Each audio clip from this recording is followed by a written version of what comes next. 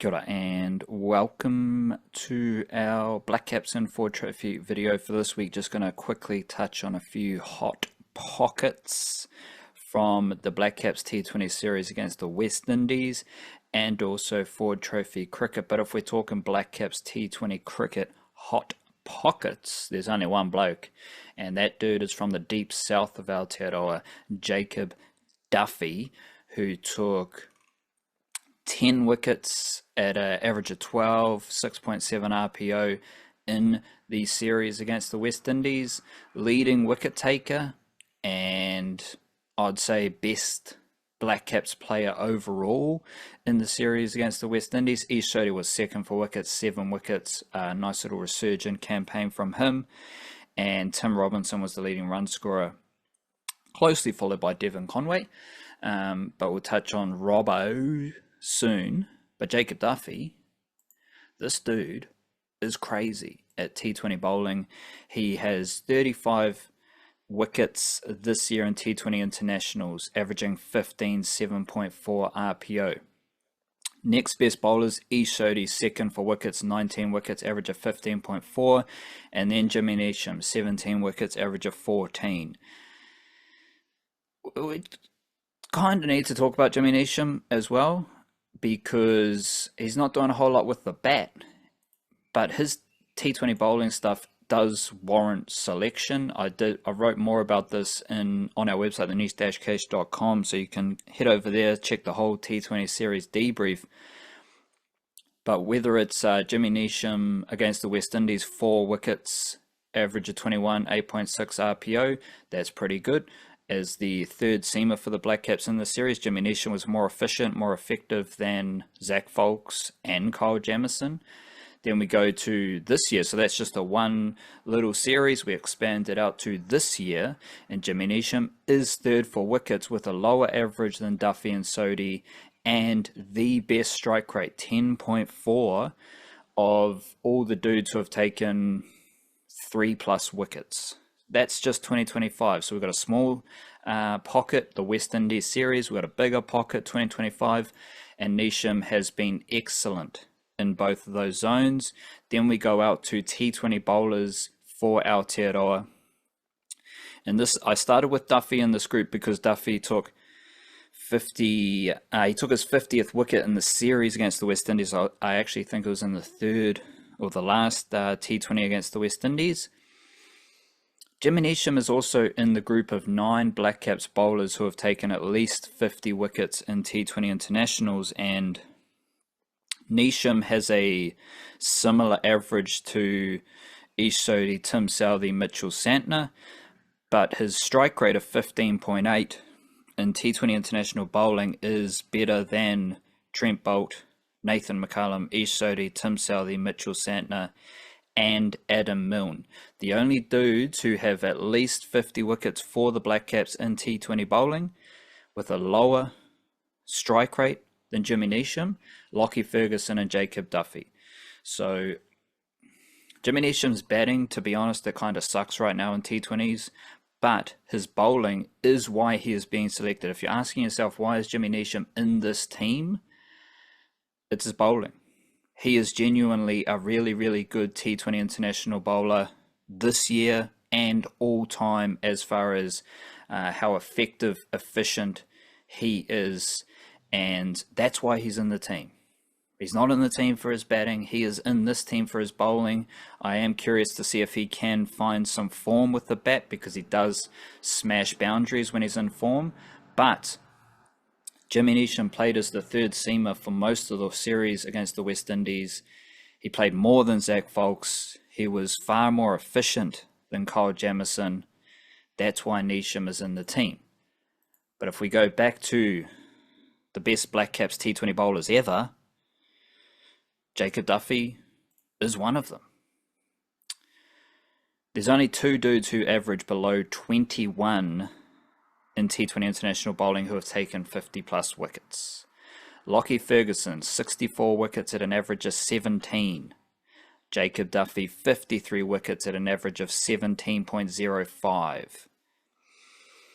Jacob Duffy's average and Lockie Ferguson is notably lower than Trent Boult, let alone Nathan McCullum, Ish Sodhi, Tim Southee, Mitchell Santner, Jimmy Neesham, and Adam Milne as the 9 bowlers who have taken 50 plus wickets. So Jacob Duffy is genuinely doing legendary T20 bowling shit for New Zealand.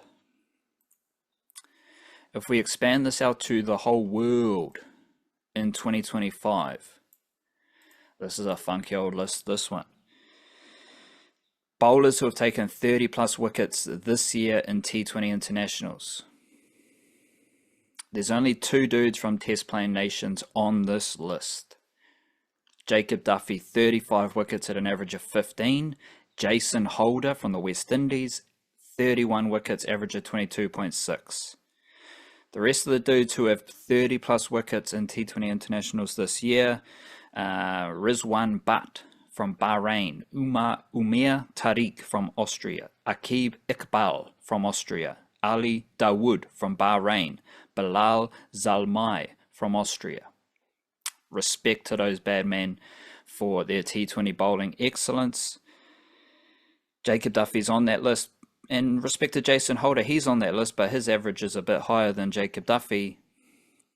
Where are all the other excellent T20 bowlers from around the world? They're not on the list. Jacob Duffy isn't just doing, he's not just in good form, right? He's not just, oh yeah, taking a few wickets at the moment. He's doing all right. Jacob Duffy is New Zealand's best T20 bowler right now. Jacob Duffy is one of New Zealand's best T20 bowlers ever. And he is in a group of 7 dudes who have taken 30 plus wickets in T20 internationals this year. And there's only 2 dudes from Test playing nations on that list, and Jacob Duffy has a notably lower average than the other dude, Jason Holder from the West Indies, which may smell like a case for Jacob Duffy being the best T20 bowler in the world. But of course, if you're not from New Zealand, you'll be like, nah, you can't do that. Nah, this guy, that guy, oh, this league, that league, who gives a shit about your leagues? I'm here for the Aotearoa propaganda, and that means Jacob Duffy is the best T20 bowler in the world. He's doing some excellent stuff. So shout out to Jacob Duffy, and shout out to the bowling department for the Black Caps, because it's all pretty good this year. We've had no Matt Henry in this series. Kyle Jamieson showed some nice development in his T20 cricket, but with Jamieson, I'm most concerned about the amount of overs he's bowling, the amount of game time he's getting, and he played 4. He bowled in 4. No, he bowled in all 5 T20 internationals against the West Indies. So that's a really good checkpoint for Jacob Duffy, for Kyle Jamieson, and what he's doing with his fairly regular bowling injuries. Slide back to Jimmy Neesham, because we do need to throw one more Jimmy Neesham thing at you. This year in T20 bowling, Jimmy Neesham's averaging 14.7, strike rate of 10.4. Henry averages over 20, Jamison's almost averaging 30, Foulkes is almost averaging 30, Adam Milne 19.5, hasn't been on the scene recently, Sears and O'Rourke are both averaging over 30. None of them have strike rates even close to Neesham. So there's a case to be made. I'm not like, I'll go hard with the Jacob Duffy excellent stuff in my Aotearoa propaganda baggy.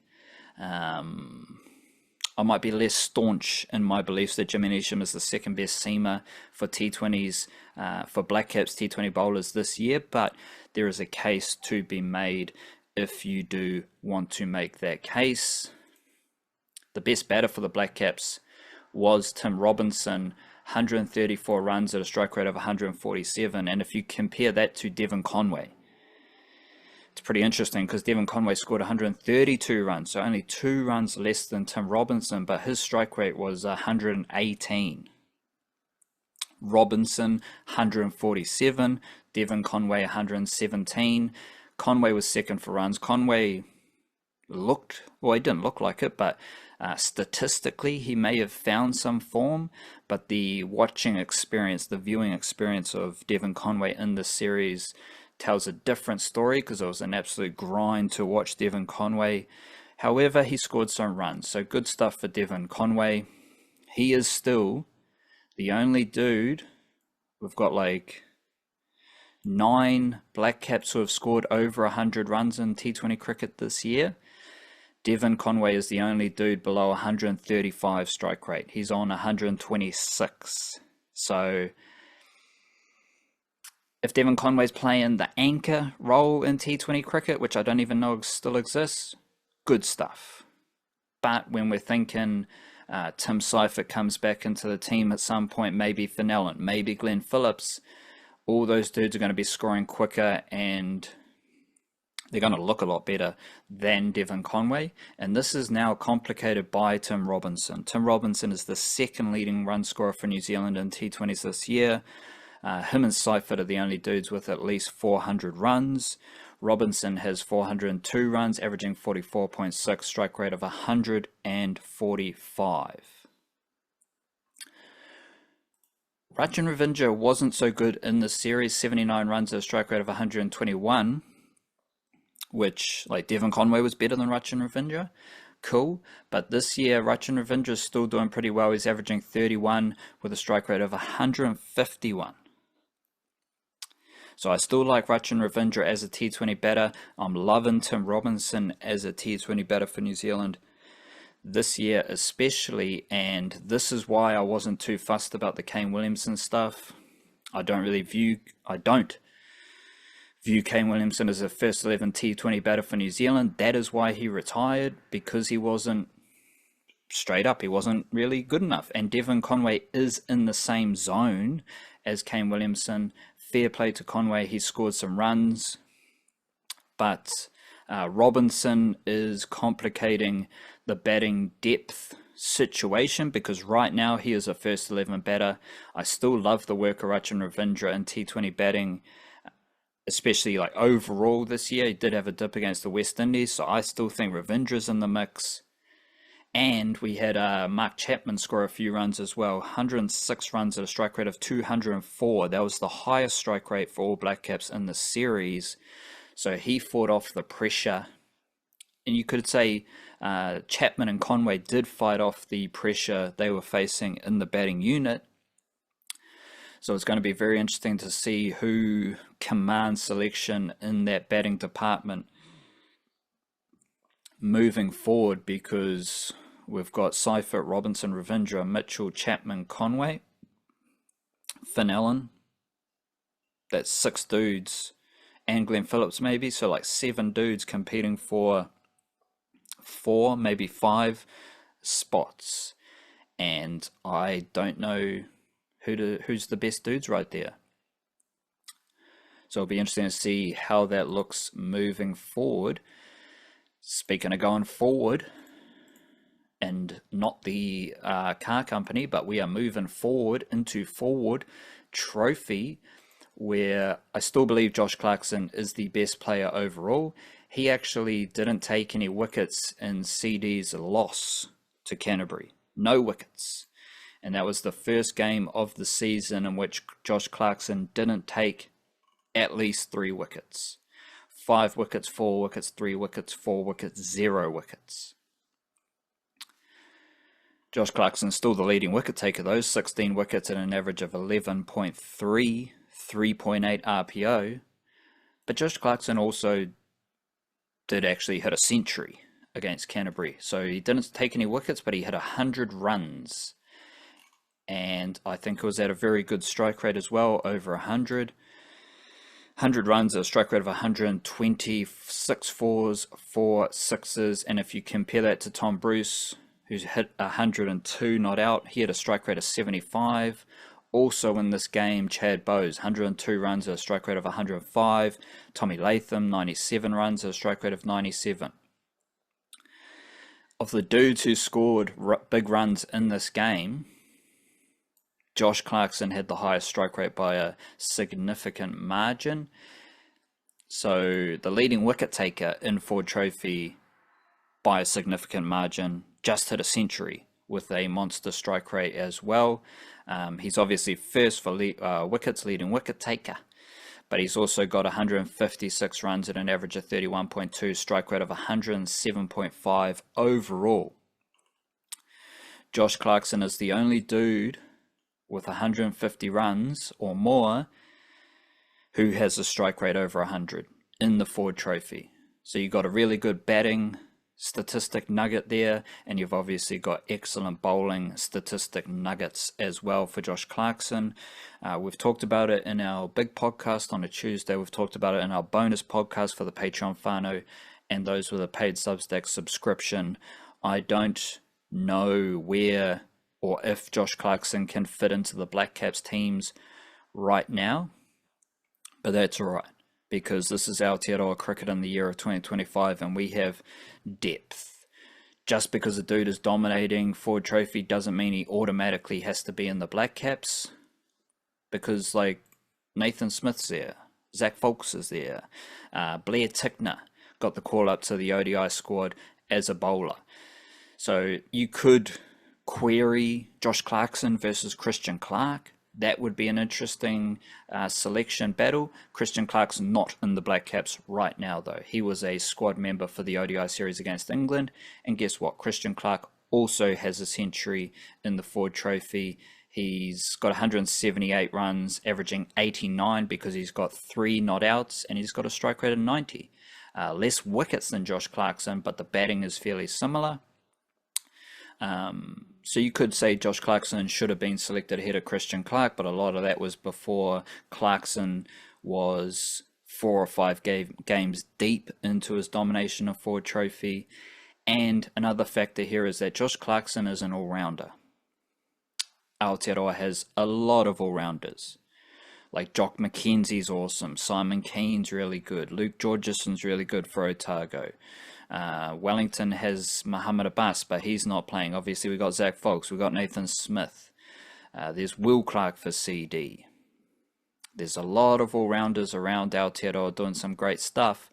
And Josh Clarkson, yeah, he's at the top of the list outside the Black Caps tier, but there's so much depth that it's just hard to fit him in. And all Josh Clarkson can do is keep scoring runs, keep taking wickets, because not only is that the best thing for him, but it's the best thing for New Zealand.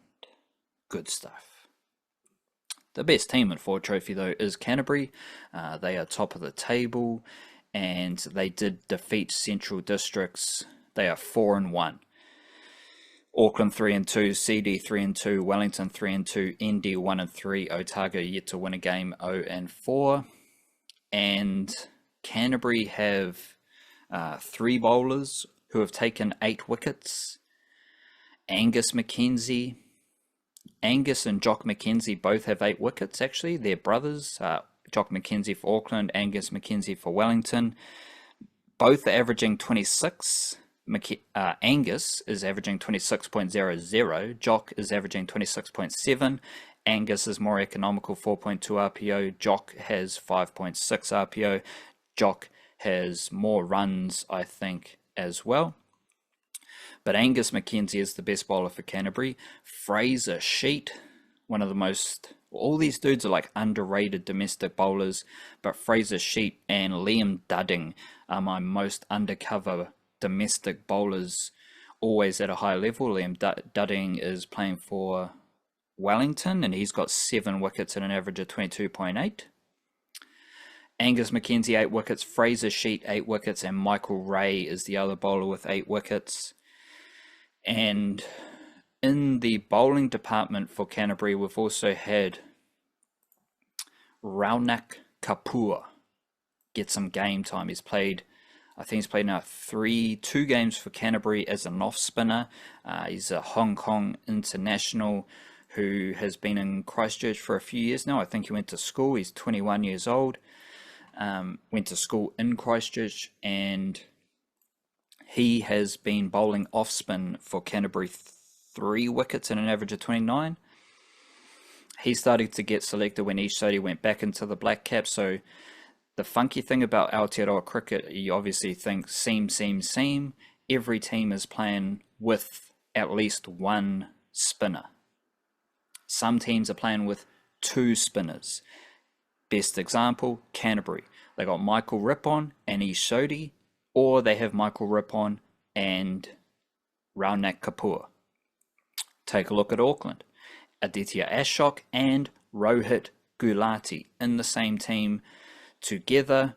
CD has been playing with Jaden Lennox and Ajaz Patel. Wellington, Peter Younghusband and Jesse Tashkov.